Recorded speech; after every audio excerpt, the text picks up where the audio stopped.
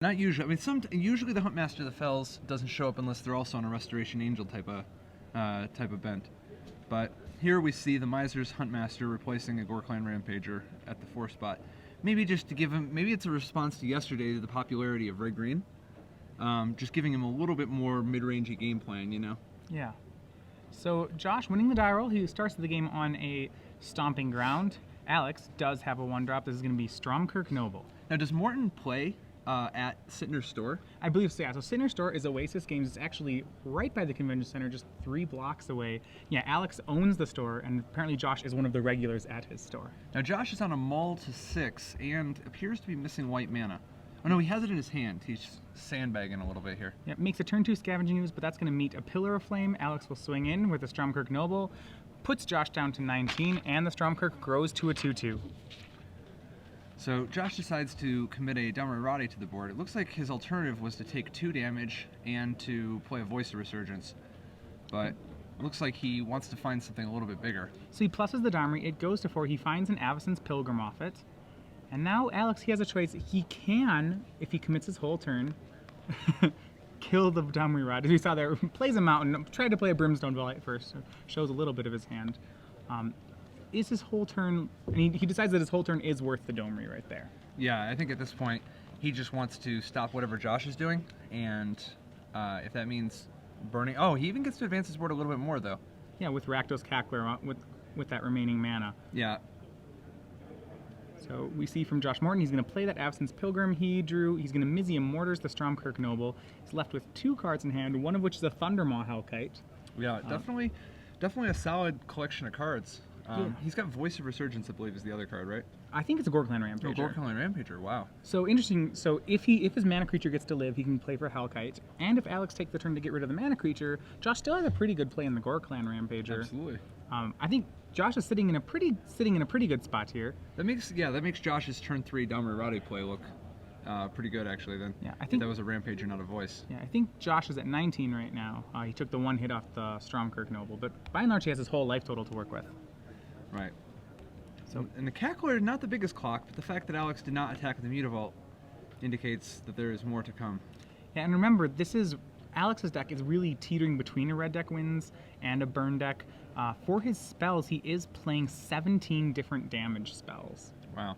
So he's definitely hoping to keep Josh off of Thundermaw, but it looks like he's not going to be able to. Yep, that shock hits the mana creature, but a 5th land is Castig Wolfron actually for Josh Morton, and he plays Thundermaw, hits Alex down to 15, and actually takes the lead in the race.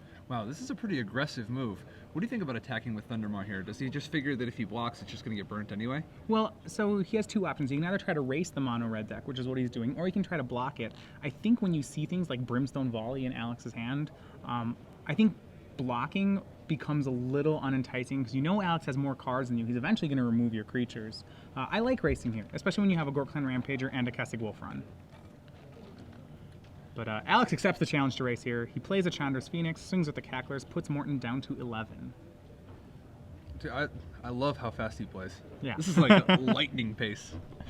And Thundermaw looks like it's gonna swing again to put Alex down to 10. If he actually Wolf runs here, I think he can turn this into a 2-turn clock. Yeah. Now he's not dead to the board. This is interesting. He's not dead to the board because that's only 8, but he can win on board. But yeah. he's concerned because he would lose to any burn spell. Yeah, he decides instead he wants to play a little bit safer. Yeah, so he shifts gears to the defensive, plays the Gorklan Rampager, does not attack with Thundermaw.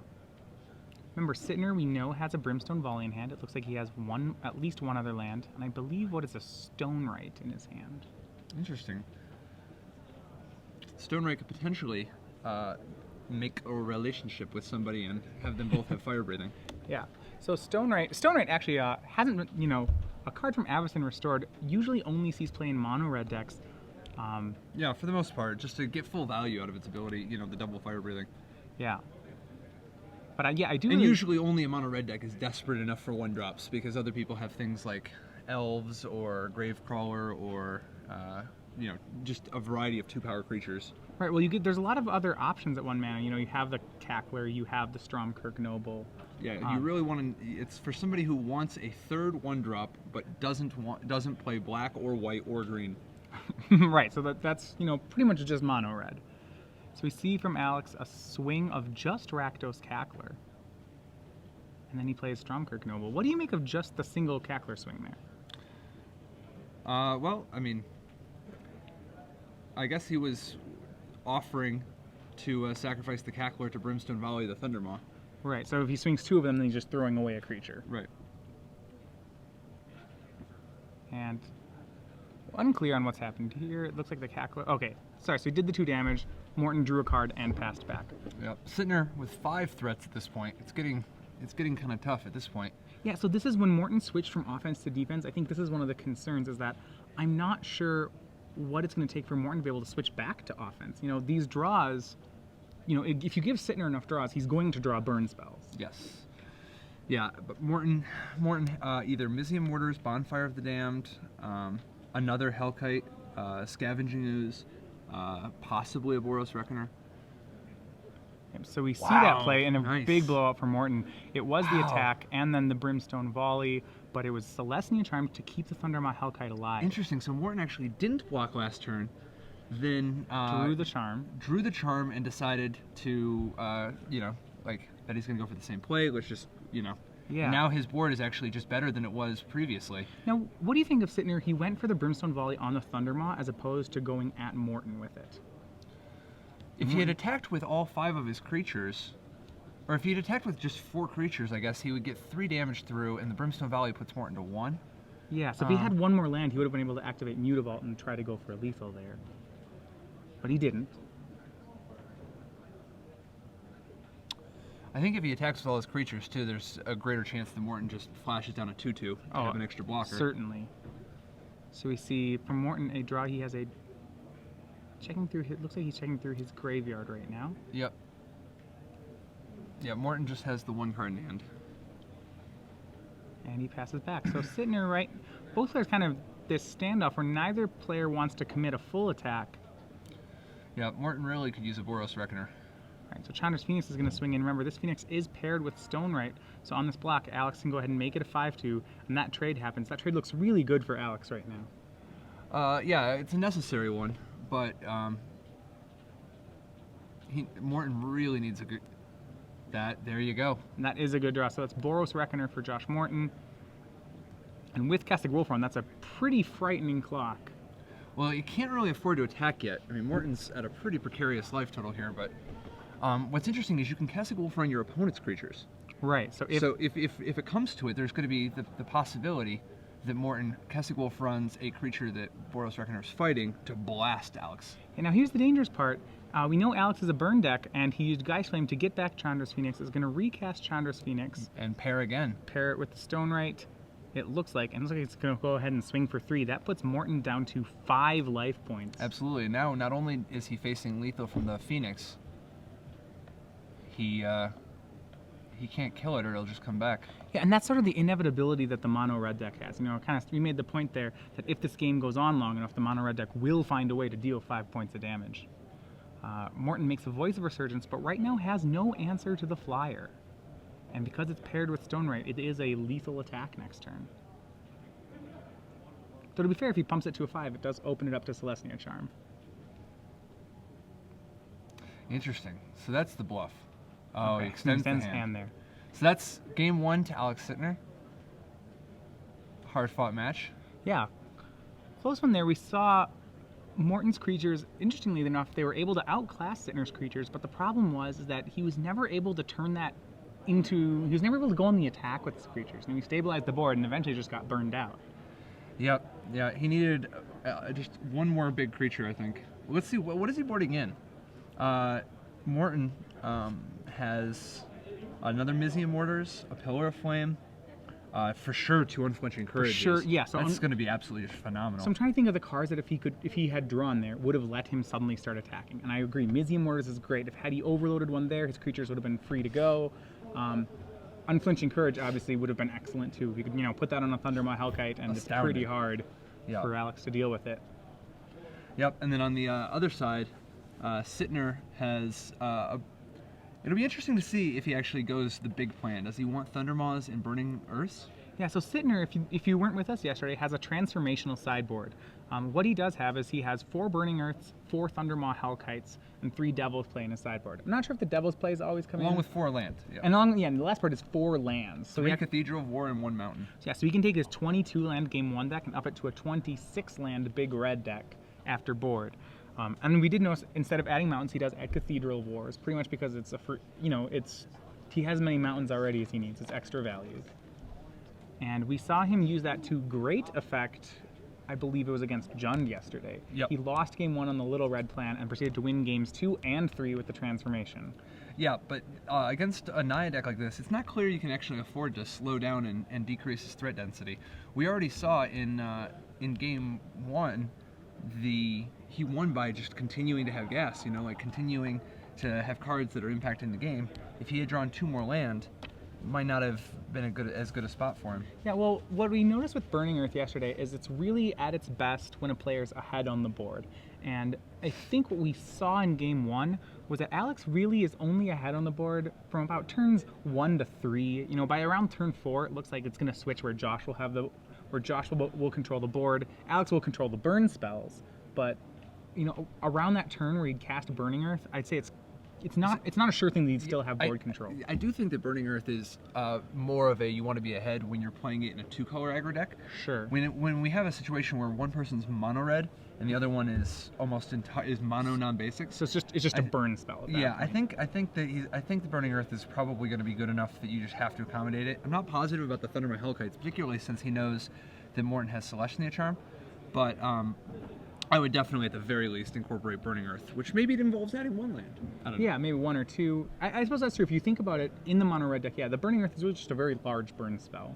Yeah, and that game went on long enough. Sittner could have played a Burning Earth on turn 4, and Morton would have been just paralyzed. Yeah, he would have had 1 more play for the rest of the game, and that would certainly not be enough. Yeah, so again, I think mono red has the edge, but if Morton gets a good curve, he can come out pretty aggressively, and he's got some big powerhouses like Boros Reckoner in particular, but also Huntmaster of the Fells, Luxodon Smiter, Thundermaw Hellkite, sometimes even Voice of Resurgence, depending on Sittner's draw. Yeah. Morton once again going to 6. All right, Sittner will be keeping on 7.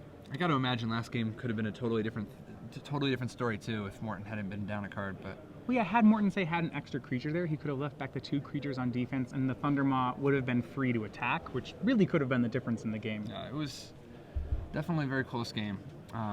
Now, these Naya decks do mulligan pretty well, so what he's really looking for is, ideally, a turn 1 Pilgrim or Arbor Elf, but in particular, he wants to get, as soon as he can, things like Smiters and Reckoners. Yeah, so how important is the mana creature in this matchup? Not that important, actually. I was going to say, it seems like the cards that matter, were I the Naya player, I would really want Scavenging Ooze, Voice of Resurgence, Smiter, Reckoner. So it's just those really efficient creatures that grab a hold of the board early. Yeah, just playing a tap land on turn 1, because if you play a shock land and then an elf, and then they shock your elf, you already shocked yourself. Yeah, you shocked yourself. Yeah, I don't even know if you... Yeah, I'm not even positive you shock for the mana creature. Yep. Josh plays a turn 1 tapped shock land. Alex Interesting. No 1-drop on a Sittner. Yep, and we saw that actually yesterday. Sittner post board kept a lot of hands with no 1-drops. They were, more big red style hands. The Scavenging Ooze meets a shock. Sittner untaps and makes Ash Zealot, so he has the first creature to stick on the board, and he puts Josh down to 18. Oh, and Josh thinks here, okay, he revealed to Miracle the Bonfire, and then realized, wait. And elects not to. Declare Miracle. I choose not to. It is a legal play. Yep, so he has Scavenging Ooze, a second one turn 3, and now has the green mana to eat his own Scavenging Ooze. Still probably Alex swings. This is not the safest block for Josh right now. Ash Zealot does have... Now that said, he does gain a life and draw the shock out, the instant speed burn spell out. Right. Because either way, if he wants to gain the life, he's not going to make his guy any bigger. And he goes ahead and goes to 16, and Alex, after he realized he didn't need the burn spell, does play a post-combat Chandra's Phoenix. Yep. So I think in that situation, Josh has got to be pretty happy that he has a Scavenging Ooze still in play when he's seeing a Chandra's Phoenix on the other side. Yeah, but I got a feeling that it's like a Searing Spear type of situation, and So it's never going to grow very out of temporary range. reprieve. Yeah. Wow, Josh on the offensive. All right, so he puts Sittner down to 17. Yeah, that is an aggressive attack there. as Sittner has the possibility on board to swing 6 damage here, maybe more given the burn in his hand. So Sittner sends both Ashzel and Phoenix, leaves back the Mutavault, puts Josh down to 13, and on 4 mana plays Burning Earth against Josh's board of 4 non-basics. That is going to be backbreaking. Yeah, remember, you said Josh's deck with one basic in the entire deck? Single basic. Yeah, now he does have 1 Ray of Revelation in his 75 in the event that he happened to, or 2 Oblivion Rings in the event that he happened to see it going this way. But at this point, what he really needs is a unflinching courage. Yeah, he cast a Thundermaw Hellkite there, and he's going to go ahead and swing for 8. Now, granted, that My attack, God! Wow! This is some of the most aggressive play I've seen. That attack put him down to 8. I mean, your opponent has 6 damage on the board, and you're just like, yeah, okay, no, it's fine. Chandra's Phoenix, activate Mutavault. That's going to be 8. That should be... Josh, wait, checks his life total. Oh. Oh, hey, 8. Yeah, because I think unflinching courage was what he was really hoping to do next turn, but ends up 1 turn behind. And I think there's some life total discrepancy that they're going on here. We're not sure of life totals. I believe we had him at 8. I think Josh believed he was at 10. So... Oh, he smiles. He realizes the damage he missed. He missed it. Okay, so Alex Sittner does defeat Josh Morton 2-0. Mono red defeating Damarade Naya. I kind of like that Josh was so aggressive with his line. I think on that last turn, if he thinks he's at 10, I like that attack. I don't know. I still think it's close. No, I don't know. I think at every point in the game I would have blocked when I had creatures available to block, and at every point in the game I would not have attacked with any creature I could, because I think that, like, after that first game, you already saw Alex's deck is so aggressive. Right. But that said, with unflinching courage, and even just the game before, there is a lot of possibility to finish Alex off in just a couple hits. You know what I mean? So I definitely think that it's definitely a lot closer when you believe you have that extra life point cushion. But you do want to make sure you have enough life for unflinching courage. I particularly liked in game 1 putting himself in that position so that if he just drew 1 more creature, he could make some progress and put Alex on a 2-turn clock. Yeah. Alex, meanwhile, continuing his mono-red rampage. Yeah, he moves to 3-1. Remember, we have 8 rounds of standard today. So